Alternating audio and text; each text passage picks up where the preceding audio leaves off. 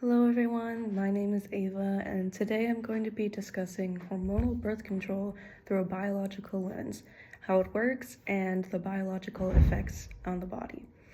I'm first going to go through the female reproductive cycle, then talk about how hormonal birth control works and different methods, and finally discuss biological effects hormonal birth control has on the body. First things first, we must understand the female reproductive cycle. Cyclic events in the ovaries define the ovarian cycle. Changes in the uterus define the uterine cycle, which in humans is a menstrual cycle. The ovarian cycle begins when the hypothalamus releases gonadotropin-releasing hormone, which stimulates the anterior pituitary to secrete small amounts of follicle-stimulating hormone, or FSH, and luteinizing hormone, LH. Follicles grow and make estradiol. Estradiol signals the lining of the uterus to thicken to prepare for the implantation and development of an embryo. After a surge in LH, ovulation occurs, and an ovary releases an oocyte. The luteal phase follows ovulation. LH stimulates the remaining follicular tissue to form the corpus luteum, a glandular structure that secretes progesterone and estradiol. These hormones exert negative feedback on the hypothalamus and pituitary that reduces LH and FSH secretion, and in turn prevents another egg from maturing in case a pregnancy is underway. If pregnancy does not occur, low gonadotropin levels at the end of the luteal phase cause the corpus luteum to disintegrate, and estradiol and progesterone concentrations decline, liberating the hypothalamus and pituitary from negative feedback. The uterine lining largely disintegrates, releasing blood and tissue that is shed through the cervix and vagina. This is the menstrual flow phase of the uterine cycle. The pituitary then secretes FSH to stimulate the growth of new follicles, initiating the next ovarian cycle. Now that we understand how the ovarian cycle works, let's move on to part 2. How does hormonal birth control work? Some hormonal birth control, called combination birth control, contains synthetic forms of estrogen and progesterone. They mimic natural hormones and negative feedback in the ovarian cycle, stopping the release of gonadotropin-releasing hormone by the hypothalamus and thus the release of FSH and LH by the pituitary. The prevention of LH release blocks ovulation and prevents follicles from developing. If ovulation does not occur, no egg can be fertilized, therefore no pregnancy can occur. Combination methods include oral contraceptives, or the pill, the patch, and the vaginal ring. The pill is taken by mouth every day. The patch is worn on the body, whereas the ring is placed inside the vagina. Both of these need to be replaced regularly. All of these methods of birth control are quite effective, but can have higher failure rates due to imperfect usage, for example, forgetting to take a pill. Other forms of hormonal contraceptives contain only progestin. Progestin causes thickening of cervical mucus so that it blocks sperm from entering the uterus. It also decreases the frequency of ovulation and alters the thickness of the uterine lining, making it a less suitable place for an embryo to attach. Types of birth control that only contain progestin include the injection or shot, the implant, hormonal intrauterine devices or IUDs, and some types of pills. There exists a non-hormonal IUD, but hormonal IUDs and the implant are by far the most effective forms of birth control, up to 99% effective, mainly because they are inserted into the body for long periods of time, thus leaving no room for mistakenly missing dosages.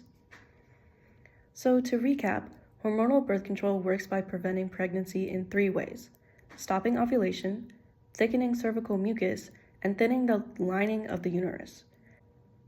In this way, hormonal birth control is extremely effective at preventing pregnancy, and when used correctly, is much more effective than other methods such as condoms, withdrawal, or cycle tracking.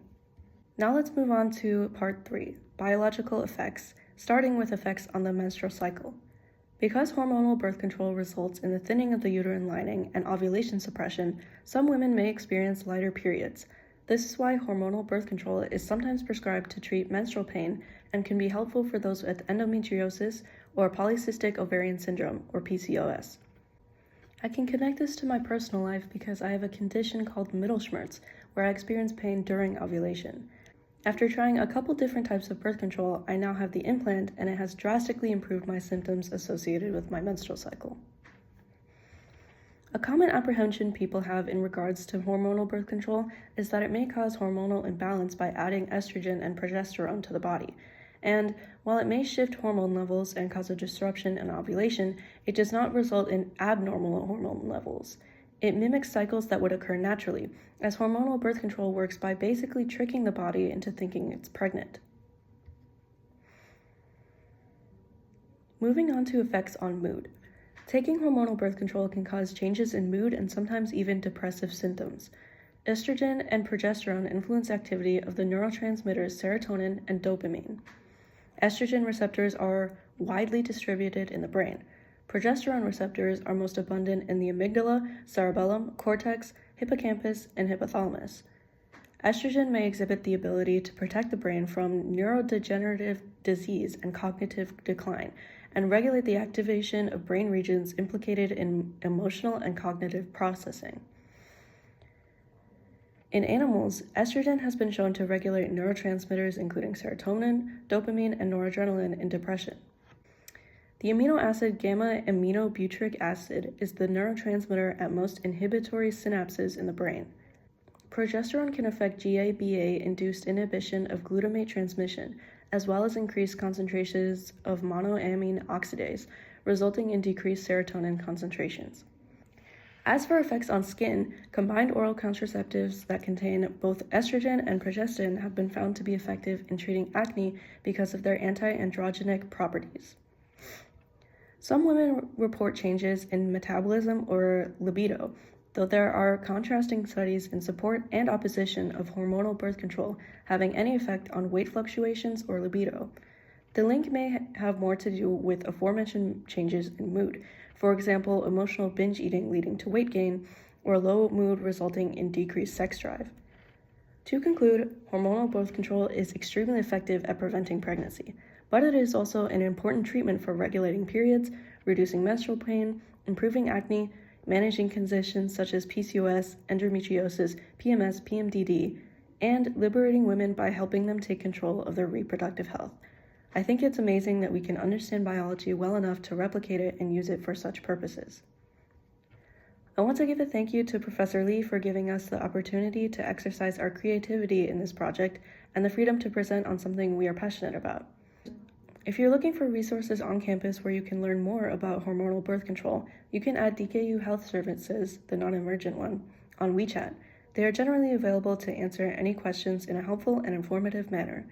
Another resource is the DKU Hygiene Heroes, an initiative focused on sex education and health. I hope this video can educate people and help people make more informed choices about hormonal birth control. Thank you for watching.